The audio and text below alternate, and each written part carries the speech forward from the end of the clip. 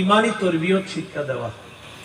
ঈমানী তরবিয়তের মধ্যে শ্রেষ্ঠ তরবিয়ত নামাজ। শিশুকে, সন্তানকে নামাজ শিক্ষা দেওয়া।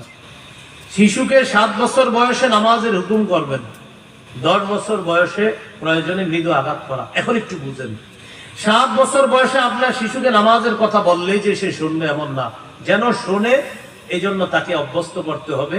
2-2.5 বছর বয়স থেকে কিভাবে আপনি ওর পাশে নামাজ পড়বেন। আপনার বিবিকে বলবেন শিশুর পাশে নামাজ পড়ার জন্য, কারণ শিশু শৈশবে যা দেখে মাথার মধ্যে এটা খোদাই করে নেয়।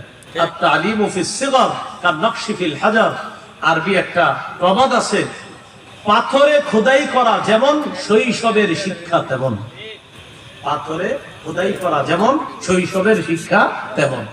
এই জন্য শিশু যখন দেখবে মা নামাজ পড়ে, ওর ভিতরে মানসিক অবস্থা তৈরি হবে। আপনি দেখবেন মাঝে মাঝে সুন্নত নামাজগুলা আপনি ঘরে পড়তেছেন, শিশু আপনার পাশে এসে দাঁড়াবে, ওর পরনে কাপড় নাই কিন্তু মাথায় টুপি একটা নিয়ে আপনার পাশে দাঁড়ায় যাবে। ছোট মানুষ, 2-2.5 বছর বয়স। আবার দেখে আপনি কি করেন, এমনি দেখে তো দেখে আপনি মুখ নাড়াইতেছেন, ও মুখ নাড়ায়। আপনি রুকুতে গেছেন, ও রুকুতে যায়, যাওয়ার পরে আবার দেখে আপনার দিকে কি করেন, তো দেখে আপনি মুখ নাড়াইতেছেন।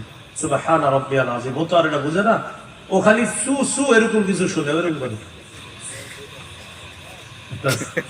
এরপরে সালাম ফিরাবেন, সালাম ফিরানোর পর বৈশা বৈশা তাসবিহ করতেছেন, আস্তাগফিরুল্লাহ আস্তাগফিরুল্লাহ। এখন সে আপনার দিকে তাকায়, ঘটনা কি করে দেখে মুখ নড়ে আর আঙ্গুল নড়তেছে, ও এমন করে।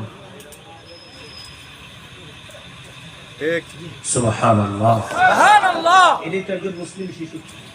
একটা মুসলিম শিশু এমনই হবে, কিন্তু এখনকার মুসলিম শিশুরা হয় মোবাইল, কার্টুন। কার্টুন কি বলেন তো, কার্টুন। এখন তো আপনার ওয়াজ মাহফিলেও আপনার এত পরিমাণ ক্যামেরা আসে, আপনি কাঁদতে চাইলেও কাঁদতে